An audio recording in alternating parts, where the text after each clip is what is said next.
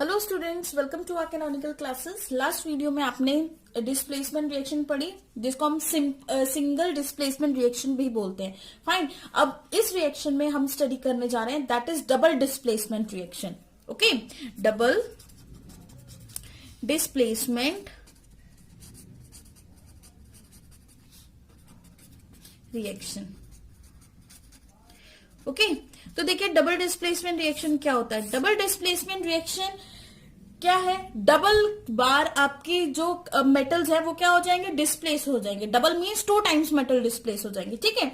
जिसकी वजह से इस रिएक्शन का जो दूसरा नाम है, it is also known as metathesis. इसको एक और नाम से जाना जाता है, क्या बोलते हैं हम इसको? Metathesis. Very important, metathesis reaction. What is metathesis reaction? Metathesis का मतलब क्या होता है? देखिए, मेटाथेसिस का मतलब होता है, मेटाथेसिस इसका मीन है double decomposition. Double decomposition, double दो बार आप इसको क्या करेंगे? डिकम्पोज करेंगे, ठीक है। अब आप सोच रहे होंगे मैम हम तो डबल डिस्प्लेसमेंट पढ़ रहे हैं, तो आप यहाँ डबल डिकम्पोजिशन कैसे करवा रही हैं? तो देखिए बेटा, जब तक वो डिकम्पोज नहीं होगा वो डिस्प्लेस कैसे होगा? जब तक वो ब्रेक डाउन नहीं होगा तब तक वो डिस्प्लेसमेंट पॉसिबल कैसे है? ठीक है, एक एग्जाम्पल से समझाती हूँ आपको। देखिए, फॉर एग्जाम्पल हमने एक एग्जाम्पल लिया यहाँ पे Na2SO4। Na2SO4 को क्या बोलते हैं? सोडियम सल्फेट, ठीक है, प्लस BaCl2 बेरियम क्लोराइड। आपको जो प्रोडक्ट देगा that is NaCl plus BaSO4। ये आपके पास इस तरह का कोई कंपाउंड है, ठीक है। तो देखिए, ये आपका रिएक्टेंट है, ठीक है, और ये जो बना है ये प्रोडक्ट है। फाइन, मतलब पहले ये रिएक्ट होके इसने इसको बनाया। क्लियर है ये बात? पहले इसने रिएक्ट किया होगा तभी ये बना, ठीक है। तो इसका मतलब पहले इसकी ब्रेकडाउन हुई होगी। अगर मैं Na2SO4 का ब्रेकडाउन देखूं तो कैसे होगा? 2 सोडियम है तो 2Na पॉजिटिव। हमने Na के पावर पे 2 पॉजिटिव क्यों नहीं लगाया? क्योंकि सोडियम एटॉमिक नंबर 11, उसके जो वैलेंस इलेक्ट्रॉन है वो सिर्फ 1 होता है। तो एक सोडियम एक ही इलेक्ट्रॉन रिलीज कर सकता है, एक से ज्यादा इलेक्ट्रॉन रिलीज नहीं कर सकता। इसलिए मुझे इसको 2 करने के लिए मुझे इसको 2 से मल्टीप्लाई करना पड़ा। क्लियर है? उसी तरह से अगर SO4 में देखें तो SO4 पे पावर क्या है? 2 नेगेटिव, पहली डिकम्पोजिशन। तो यहां पे लिखेंगे डिकम्पोजिशन 1, है ना। पहली डिकम्पोजिशन होगी। हमने यहाँ पे बात की है ना डबल डिकम्पोजिशन की, तो डबल मतलब 2, तो सबसे पहले पहली डिकम्पोजिशन हमारी होगी। नेक्स्ट उसके बाद रिएक्शन किसके साथ हुई है? BaCl2 के साथ, ठीक है। तो BaCl2 में देखिए बेरियम के ऊपर Ba2 पॉजिटिव। अब आप सोच रहे होंगे यहाँ पे 2 पॉजिटिव कैसे आ गया? वेरी सिंपल, जब हमने बेरियम क्लोराइड बनाया होगा तो क्रॉस मल्टीप्लाई करके बनाया होगा, ठीक है। तो क्रॉस मतलब बेरियम पे 2 जो वैलेंसी रहेगी वो इसके नीचे आई होगी, जो इसकी 1 रही होगी वो इसके नीचे आई होगी, है ना। मतलब BaCl2 जब आपका बना था तो ये 2 और 1 करके ही तो बना होगा, तभी तो आपका BaCl2 की फॉर्मेशन होगी। क्लियर है? ठीक है, तो आप बस अगर आपको इसकी वैलेंसी देखनी होती है तो नीचे, इसके नीचे क्या आपका डिजिट प्रेजेंट है, क्या वैल्यू प्रेजेंट है, बस उससे आप डिसाइड कर सकते हो। बहुत इजी, बहुत शॉर्टकट मेथड है। तो देखिए Ba2 पॉजिटिव, उसके बाद अब आपके पास कितने क्लोरीन है? 2 क्लोरीन है। क्लोरीन का एटॉमिक नंबर इज 17, ठीक है। तो कॉन्फ़िगरेशन क्या होगी? 287। क्या होगी क्लोरीन की कॉन्फ़िगरेशन? 287। तो अगर क्लोरीन जो है, क्लोरीन एटॉमिक नंबर 17 है, कॉन्फ़िगरेशन में इसकी 287 लिखेंगे, तो ये जो 7 इलेक्ट्रॉन्स हैं ये ऑक्टेट कब कंप्लीट करेगा? 1 इलेक्ट्रॉन को गेन करने के बाद, है ना। जैसे ही ये 1 इलेक्ट्रॉन को गेन करेगा इसका ऑक्टेट क्या हो जाएगा? कंप्लीट हो जाएगा। तो इसका मतलब ये कितने इलेक्ट्रॉन ले सकता है? मैक्सिमम 1 इलेक्ट्रॉन ले सकता है, 1 से ज्यादा इलेक्ट्रॉन्स नहीं ले सकता। तो अगर 1 क्लोरीन 1 इलेक्ट्रॉन लेगा, ठीक है, तो इसको बराबर करने के लिए मुझे 2 क्लोरीन लाने पड़ेंगे, ठीक है। ये होगी आपकी decomposition number 2, decomposition 2, second decomposition, ठीक है। तो ये 2 डिकम्पोजिशन हो गई, तो इसीलिए तो इसको बोला जाता है डबल डिकम्पोजिशन। डबल डिकम्पोजिशन, इसीलिए इसका नाम दिया गया है डबल डिकम्पोजिशन रिएक्शन, या फिर हम इसको बोलते हैं डबल डिस्प्लेसमेंट रिएक्शन। अब देखिए बहुत सिंपल होती है डबल डिस्प्लेसमेंट, कुछ नहीं करना है। जो फर्स्ट वाली डिकम्पोजिशन हुई है उसका पॉजिटिव, सेकंड वाली डिकम्पोजिशन का नेगेटिव, और उसी तरह से उसका नेगेटिव सेकंड वाले का पॉजिटिव, ठीक है। तो अब आप क्रॉस भी कर सकते हो यहां से, इसको इसके साथ और इसको इसके साथ। तो देखिए प्रोडक्ट क्या बनेगा आपके पास? इसका अगर मैं प्रोडक्ट बनाऊं तो देखिए क्या प्रोडक्ट आएगा, ध्यान देना जरा सब लोग। देखिए Na को आपने किसके साथ किया, क्लोरीन के साथ, तो Na पे भी +1 चार्ज है और क्लोरीन पे भी -1 चार्ज है, तो चार्जेस तो बिल्कुल सेम है, और ये भी 2 है, ये भी 2 है, तो हमारा क्या बनेगा NaCl, मतलब 2 NaCl, है ना, क्योंकि 2 सोडियम 2 क्लोरीन रिएक्ट करेंगे तो 2 NaCl ही तो बनेंगे, प्लस उसके बाद अब आपके पास Ba2 पॉजिटिव और SO4 2 नेगेटिव आ गया, है ना, Ba2 पॉजिटिव SO4 2 नेगेटिव, इस पे भी 2 पॉजिटिव, इस पे 2 नेगेटिव। अब इन दोनों का अगर मैं कंपाउंड बनाऊंगी तो क्या बनेगा, ऊपर से पावर कैंसिल हो जाएंगी, दैट इज BaSO4। क्लियर है, BaSO4, वेरी इजी। अब देखिए जो हमारे पास रिएक्शन थी दैट इज Na2SO4 BaCl2, अब इसको बैलेंस कर लेते हैं तो आपको पता लग जाएगा कि क्या ये रिएक्शन हमारी बैलेंस है कि नहीं। यहाँ पर सोडियम 2 है, यहाँ पर सोडियम 1 है, यहाँ पर सल्फेट सोडियम पहले बैलेंस कर लेते हैं, 2 सोडियम यहाँ पे 1 है तो आपने 2 लगा दिया इसके आगे, फाइन। उसके बाद नेक्स्ट आपके पास सल्फेट 1 है तो यहाँ पर भी सल्फेट 1 है, चलो क्लियर हो गया। बेरियम 1 है, यहाँ पर भी बेरियम 1 है।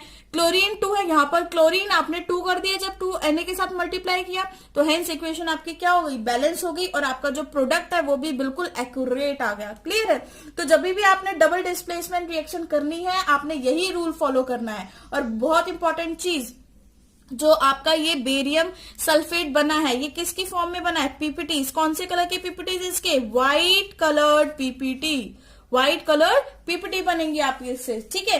तो इसी वजह से इन रिएक्शंस को एक नया नाम दे दिया जाता है जिसको हम बोलते हैं प्रेसिपिटेशन रिएक्शन। क्या बोलते हैं,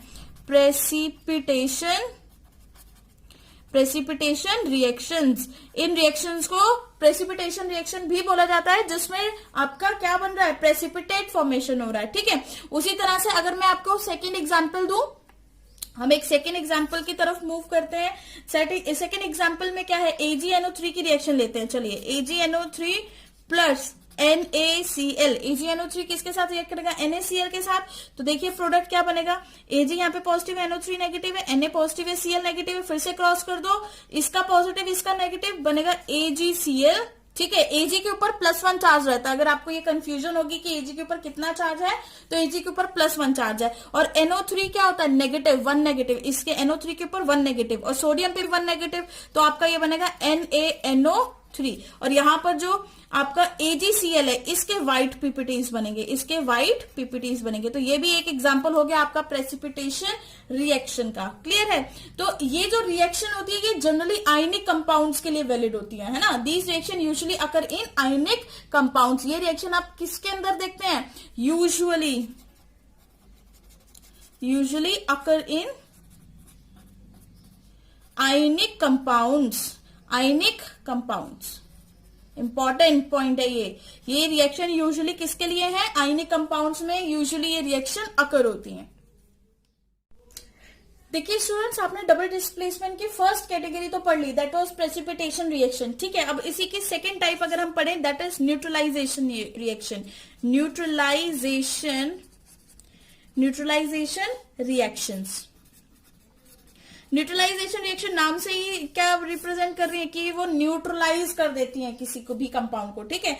फॉर एग्जांपल, एक सबसे अच्छा एग्जांपल देके आपको बताते हैं। आपके पास एक स्ट्रॉन्ग बेस है NaOH, इसको बोला जाता है सोडियम हाइड्रो ऑक्साइड। ये बहुत स्ट्रॉन्ग बेस होता है, इसके साथ आपकी रिएक्शन हम करवा देते हैं HCl के साथ, ये भी स्ट्रॉन्ग एसिड है, तो प्रोडक्ट क्या बनेगा, Na पॉजिटिव OH नेगेटिव होता है, यहाँ पे H पॉजिटिव Cl नेगेटिव होते हैं, तो क्रॉस करिए, Na किसके साथ जाएगा, Cl के साथ, तो प्रोडक्ट क्या बनेगा, NaCl सॉल्ट, है ना, जो आप अपने घरों में यूज करते हैं table salt, that is NaCl ही तो होता है, सोडियम क्लोराइड। अब यहाँ पे H है और OH है, प्लस H प्लस OH क्या हो गया, H2O, 2 हाइड्रोजन और 1 ऑक्सीजन, तो ये क्या है आपका सॉल्ट, और ये क्या हो गया, वाटर, ठीक है। ये क्या है आपका, ये क्या है, बेस, स्ट्रॉन्ग बेस, और ये क्या है, एसिड। मतलब स्ट्रॉन्ग एसिड और स्ट्रॉन्ग बेस की रिएक्शन की वजह से आपके पास क्या बना, sodium chloride salt and water. तो इस तरह की जो रिएक्शन होती है, एसिड ने बेस का इफेक्ट पूरी तरह खत्म कर दिया, या आप बोलो बेस ने एसिड का इफेक्ट पूरी तरह से खत्म कर दिया, ठीक है। तो इस तरह की रिएक्शन क्या प्रोड्यूस करती है, आपका न्यूट्रल कंपाउंड जो कि NaCl है। ये कैसा कंपाउंड होगा आपका, न्यूट्रल कंपाउंड बनेगा। तो इसी वजह से इन रिएक्शंस का नाम क्या डाला गया है, न्यूट्रलाइजेशन रिएक्शंस। क्लियर है। एक और एग्जांपल देखते हैं इसी न्यूट्रलाइजेशन रिएक्शन का। सेकेंड एग्जांपल देखिए, KOH के साथ करवाते हैं अब हम रिएक्शन। KOH की अगर मैं HNO3 के साथ रिएक्शन करवाऊं, KOH यहाँ पर आपका बेस होगा और आपका HNO3 फिर से यहाँ पे नाइट्रिक एसिड होगा। ठीक है, एसिड और बेस हम नेक्स्ट चैप्टर में बहुत डिटेल में पढ़ने वाले हैं। अभी के लिए आप इतना याद रखें कि KOH है जो बेस है और HNO3 क्या है आपका एसिड। अब फिर से आप पॉजिटिव नेगेटिव करें, पॉजिटिव नेगेटिव पॉजिटिव नेगेटिव, इसका पॉजिटिव इसका नेगेटिव, तो क्या बनेगा KNO3।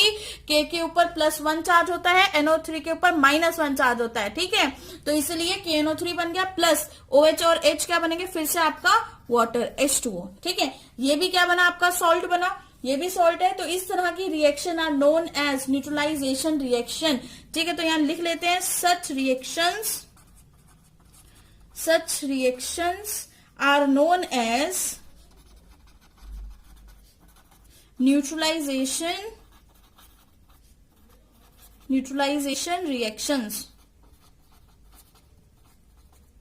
Such reactions are known as neutralization reactions. ऐसी रिएक्शंस को हम क्या बोलते हैं न्यूट्रलाइजेशन, जिसमें आपका प्रोडक्ट के फॉर्म में क्या बना सॉल्ट और वाटर, सॉल्ट एंड वाटर, ये दोनों ही आपके न्यूट्रल कंपाउंड्स हैं जिसका पीएच क्या हो जाएगा ऑलमोस्ट 7, अप्रोक्सीमेटली 7 ही आएगा। ठीक है, तो अब जरा इसकी एप्लीकेशंस पढ़ लेते हैं। एप्लीकेशंस क्या है डिस्प्लेसमेंट रिएक्शन की या फिर न्यूट्रलाइजेशन रिएक्शन की इन आवर डेली लाइफ। ठीक है, तो सबसे इजी और मोस्ट कॉमन एक आपको बता देती हूँ। सबसे कॉमन जो हमारे पास एग्जाम्पल है इसका न्यूट्रलाइजेशन का जो आपके डेली लाइफ में यूज होता है, तो सबसे फर्स्ट एप्लीकेशन, पहली एप्लीकेशन, एक ही एप्लीकेशन डिस्कस करते हैं। ठीक है, तो सबसे पहली एप्लीकेशन जो मैं आपको बताऊं दैट इज, आप लोग इनो खाते हैं ना, इनो पीते हैं कि नहीं। ठीक है, इनो का एड तो सबने ही देखा होगा। तो जो इनो होता है, इनो है क्या आपका बेस। इनो होता कब है जब आपके बॉडी के अंदर, आपके स्टमक के अंदर इनडाइजेशन प्रोड्यूस होती है और या फिर HCl ज्यादा जो होता है सिक्रीट हो जाता है बॉडी के अंदर। फाइन, तो उसको HCl अगर ज्यादा सिक्रीट हो जाता है तो एसिडिक कंडीशन बढ़ गई स्टमक में, गट में। तो जैसे ही एसिडिक कंडीशन बढ़ गई उसको न्यूट्रलाइज करने के लिए आप इनो लेते हो और इनो को क्या बोला जाता है एंटा एसिड।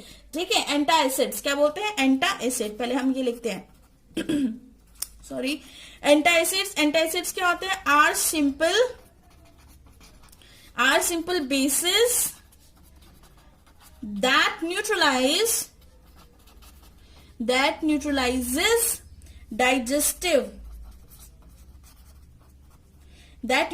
डाइजेस्टिव एसिड्स, जो कि आपके डाइजेस्टिव एसिड्स को न्यूट्रलाइज करेंगे।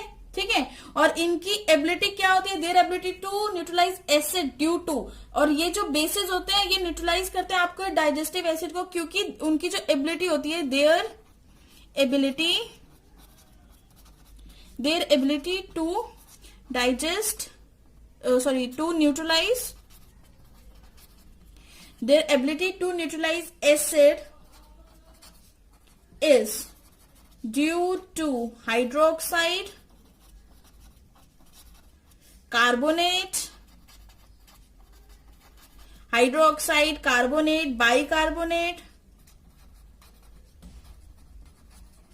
bicarbonate they contain। ठीक है, they contain। क्यों न्यूट्रलाइज कर पाता है, क्योंकि इसके अंदर हाइड्रोक्साइड्स होते हैं, कार्बोनेट्स होते हैं, बाइकार्बोनेट्स होते हैं, ये सभी बेसिस हैं जो कि उस इनो के अंदर या उस एंटा एसिड के अंदर प्रेजेंट होते हैं। इनसेक्ट एंटा एसिड का एक और एग्जांपल है that is milk of magnesia.